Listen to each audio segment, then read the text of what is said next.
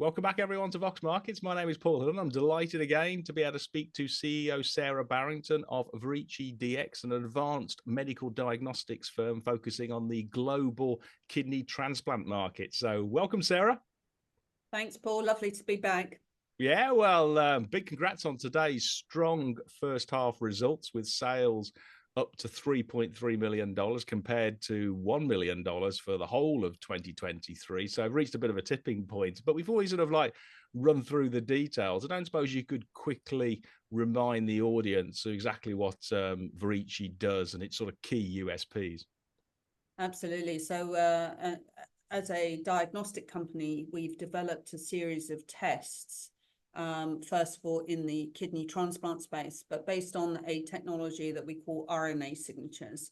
So what this does is it takes all of the kind of messages of the body, it asks a specific clinical question, gives a very specific answer, and then that is the basis of a test. It's very patient-centric and highly sensitive. So we have discussed in the past our vision, which is that we had end-to-end testing. So 3 tests. One was a pre-transplant test called Clarava.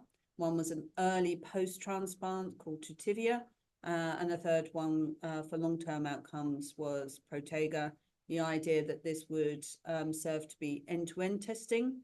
And then, eventually looking at the integration into more of a solution-based offering to the clinical community rather than just onesie-twosie tests. And to that end, we have quite a deep pipeline of other kind of products, other organs that we can apply this to. RNA signatures are actually a very broad technology and can be applied well outside of our core business, which is transplant and autoimmune, etc., as an adjacent field, but it is used in all disease groups. So that level of expertise is also something that we point to as an RNA signature company.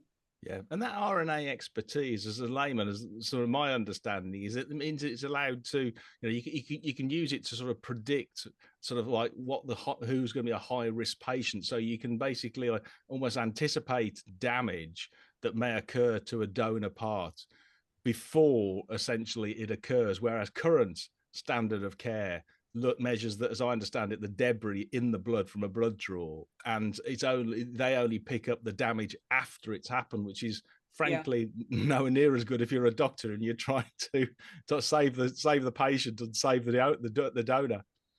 Yeah, I mean that has a multitude of applications if you think about it. If you can be that proactive and use it as a risk assessment tool, then you can start thinking, okay, as a busy clinician, I've got 100 patients. I know 25 of them are going to be high risk for rejection, but I don't know which ones. So to have that knowledge up front not only enables you to be proactive in their care, but also be proactive in how you manage your entire practice. So that the most senior clinicians can spend the maximum amount of time and focus on those most problematic patients, and those that are just going to tick over can, have the standard sort of appointments, checking in, making sure everything is as it should be. But those lower risk patients, you can have more confidence that you can pull down their therapeutic protocol. So if you think about it, the way you see a transplant is it's an alien organ. The immune system says, I've got to go on the attack. So the therapy for that is to suspend the entire immune system. You can tell that that's a really powerful set of drugs. And, you want to taper that off. You want to reduce that dosing as quickly as possible. So for those 75 patients, if you can correctly identify them, you've got more confidence to bring that very high dosing down very quickly. For the 25 that are high risk, there's a value equation. They know it's worth being on those very strong drugs. And also the clinician can spend more time problem solving with them. So that ability to be ahead of the game, right down to the patient's level of information, the patient's body is telling you that. No sort of population-wide assumptions, oh, you're a woman or anything like that, or you're a certain age, those sort of demographics. No, this is very patient oriented, very proactive. And the current technology has been great, but it's what we might call a late biomarker. So as you say, it's after the damage has occurred, and you're into being reactive, and how can I, reduce the damage that's already been done. Yeah. And is that sort of like early warning system what's really sort of attracted and piqued the interest of Thermo Fisher Scientific? Because this is a giant of the industry, around about $200 odd billion market cap. Can you just tell us about what they see in the technology, and also how that whole relationship's progressing? Because it's obviously a massive potential, Yeah. value catalyst for the business. It's a hackneyed phrase, right? When you go out and say, hey, we're the next generation of the technology or the testing. And everyone goes, yes, sure you are. You made a tiny little tweak, but we really are. This is a fundamental shift in the technology. And we were able to address areas that had not been served before, one of which was this pre-transplant area. So although there were pre-transplant tests, if you think about three legs of the stool, you think about, okay, I've got to think about the patient, how they're going to react. I've got to think about the quality of the organ, but I've also got to think about the matching. There's a huge amount, and they had a core expertise in pre-transplant, particularly in the matching of the two. And then we came up with something very novel, and it's a very powerful aspect, which is how is the patient going to respond to that organ? And there was nothing like it. There is nothing like it. They saw the novelty. They saw the step up in the the fundamental technology, and they were very enthusiastic. So last year we completed a deal, a licensing deal with that, and that's gone extremely well.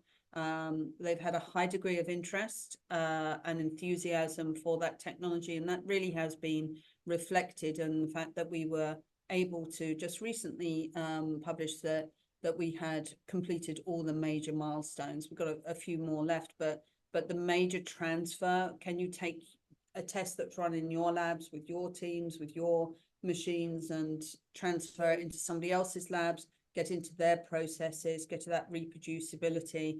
It's a heavy lift, and it was done by both teams extremely efficiently, to time, and we're still friends at the end of it. So that's always good to know. So the two teams did extremely well, and we were very pleased about that progression. So that was a nice piece of news for us. Yeah, and just looking into the crystal ball with that relationship, if things continue to go to plan and all the technology is transferred over, they replicate the accuracy of the test that you guys do in their particular lab. I'm guessing in terms of sort of like commercializing and selling that test out in the States to start with, and then around the world, they must have a pretty big sales force, I guess. Yes, I mean, they've certainly got resources that we do not. And, so we were delighted to pass over this test. We're very focused on our test, but, the Tutivia, but being able to bring in somebody, an organization that has that level of support for that pre-transplant, it's a good news, bad news when you've got unique new technology. The good news is there is no competitors.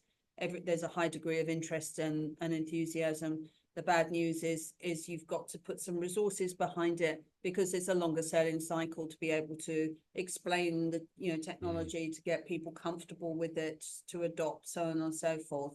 And that's gone very well, and they've got the resources and the kind of expertise in basically bringing that level of credibility to new technology and to that adoption curve. So I'm very happy about that. Yeah, no, the adoption curve should be a lot faster. When you got doctors, basically, it's that IBM syndrome, isn't it? It's you just go with the person who's comes up with the technology, and they've got the brand that is you trust, so you don't need to do trusted brand is no small thing, right? Yeah.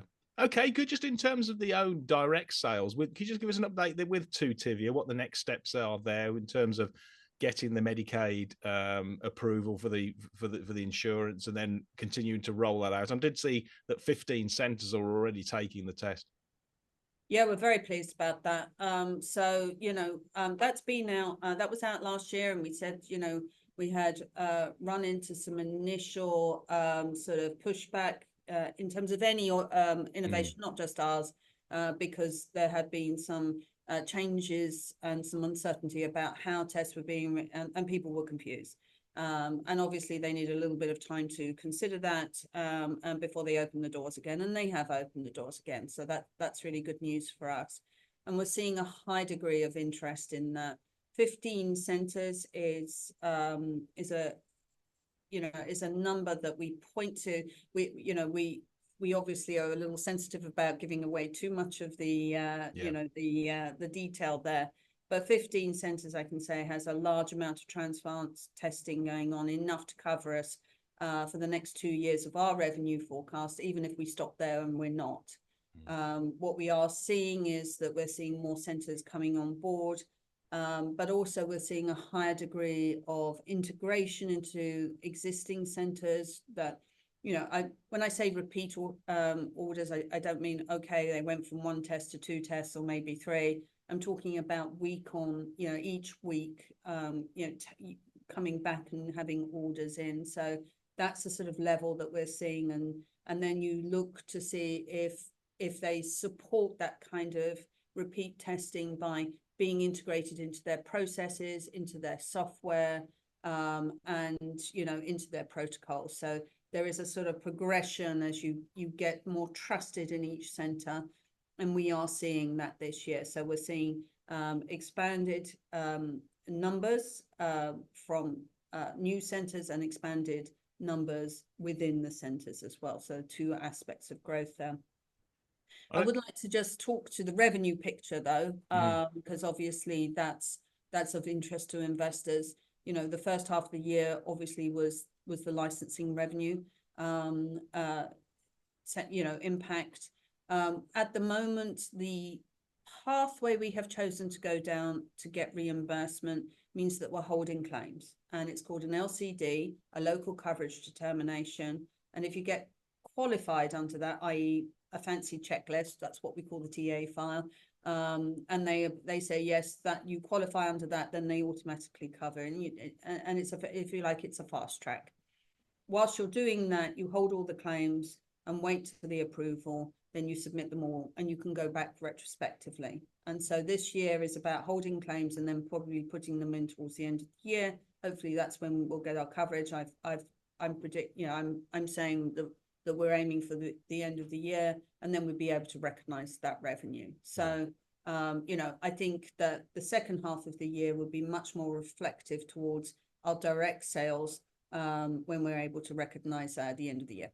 Yeah, and I'm guessing they're getting a bit of a sort of like a viral effect, because the more centers that the test is actually completed in, these guys, the doctors and physicians, speak to each other. They must know each other and say how good the actual test is. So there's a certain level of sort of like, group knowledge, group impression, I guess. Yes, I mean, it's not only knowledge, it's certainty that the test is working as it should do. Obviously, we did a very well run validation test. There was a high degree of trust that came with just that study design. Yeah. Throw the kitchen sink at it, see, get the results out of it, but, very true or real life. So that we did get a lot of confidence from centers to try it out, but they do want to see how it is in their own hands, and they want to see it over time, and they will share that within the community. And so, centers that come on later can feel more confident that has been tested even further than the numbers that you've put in your validation study. So yes, it's knowledge plus confidence. Yeah, good. Okay, can you just give us a bit of color on the other 2 tests? We've got Protega, which is a longer term sort of like graph diagnostics, and then we've got the Clarava, which I understand you still have the sort of like the rights for in living donor part organs which come to a particular patient. Yeah, I mean, I think, it's interesting for us as a stager company just to take a step back and say, we've been talking to the market very much as a product development company. And, our vision is very sort of, okay, this is how the products roll out and so on and so forth.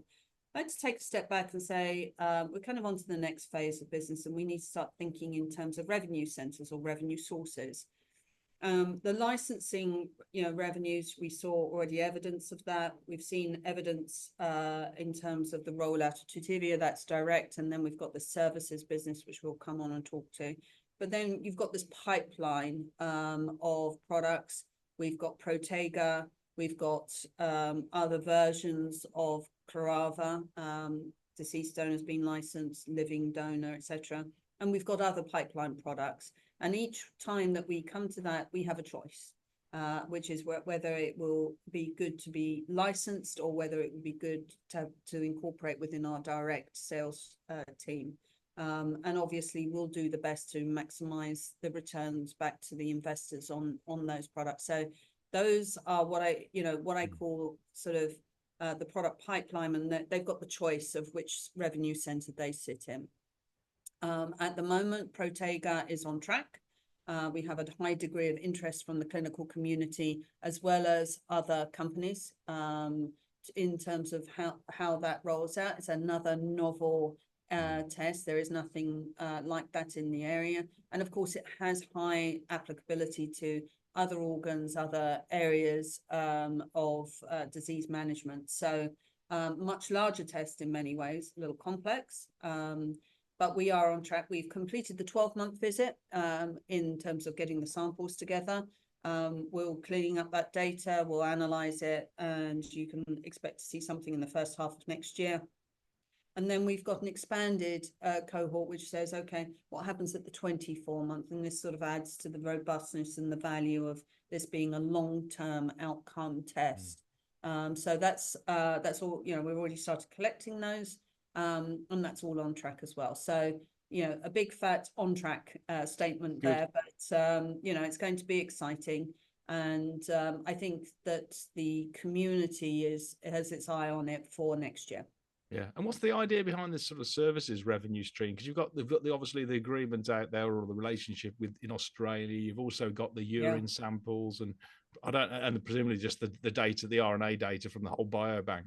Yeah, I mean, for some time we've talked about what we call the research assets, and I think we probably needed to have a branding exercise on that, and maybe a naming convention. But realistically, one of the things that we recognize is that we had sort of very tangible assets, the samples, blood, urine, tissue, with the data. Once we've run them and sequenced, you've got this big data aspect. We do the entire transcriptome.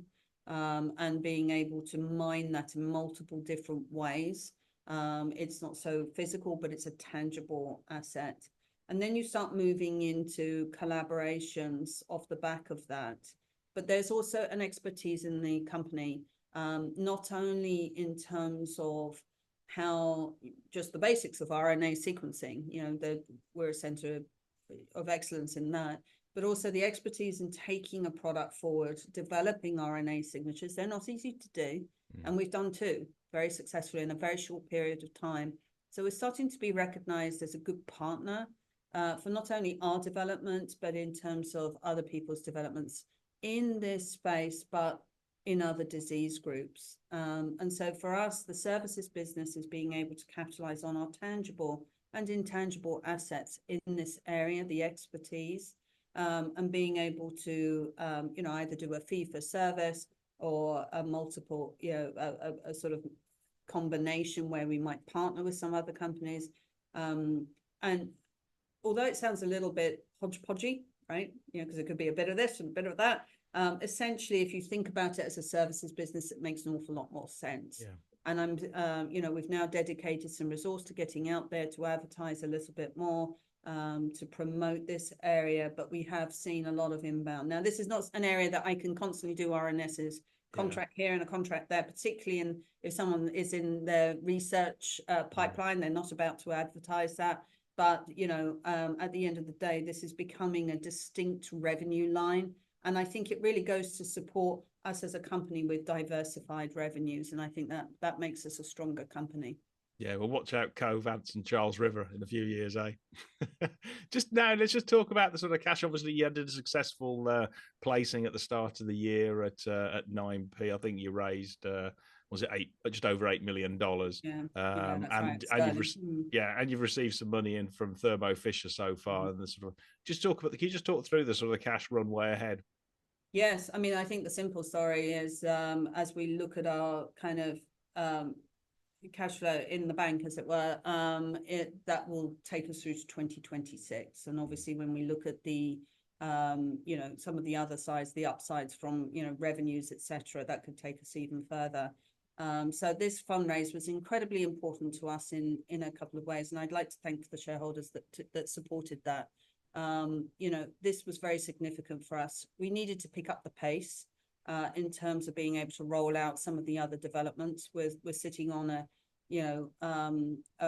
wealth of opportunity, and I think investors really said, okay, it's time to pick up the pace on that, and we'll fund that, and so we've been able to do that. And secondly, it's put us into a much stronger position. Now we're into much more thinking about revenues and commerciality and monetizing. And the next stage on from that obviously is cash flow break even. So we're on track to in the evolution of what I say is like the typical AIM company starts off pre-revenue and milestone based, then you think about revenues, then you think about cash and profitability. And I'm very pleased to say I think that it enabled us to move very nicely into that next stage and to start thinking about expansion. Yeah, and certainly, and you said the cash runway until 2026. That excludes any, as you say, the potential monetization of certain valuable assets, or sort of like licensing, revenues, licensing exactly. agreements and all that kind of stuff. Yeah. I mean, just say you've got a bit of a gold mine there of diagnostics technology that can have multiple uses outside the group that, frankly, you may not even be able to see at the moment because you get, but then you get inbound in from big operators. That's right. Yeah. That's right. Yes, I mean we don't count everything because we're way more cautious than that. But essentially, just looking at a nice conservative runway there. And it really is quite freeing at the moment to be able to say, okay, that's on track, everything's going well, and we just need to build. Yeah. Okay, then just finishing on the sort of outlook for really for the next 12 months as much as anything, because it sounds you've got a lot of exciting things happening. Yeah, I mean, we have this thing in mantra at the moment. It's about execution and growth, right? Just building upon our very, very strong foundations and making them bigger and executing on that product development to really, explore in the future our assets. I can see us starting to look at that very closely, sort of at the end of 12 months. But the next 12 months are really building towards those inflection points, and it's going to be a very exciting time for us. Yeah, and I'll just highlight to investors, Singer's it reiterated its forecast for the next 2 years. I think it's got about $7.5 million as revenue for this year, and then 13 million for next year when the company will become EBITDA positive. So profits are definitely in sight there for investors. So really well done, Sarah. Big pat on the back for the whole team, and very much look forward in touching base at the next big announcement, which may or may not be short soon or whatever. We'll see. All right. Well, thank you so much for your time, Paul. Always a pleasure.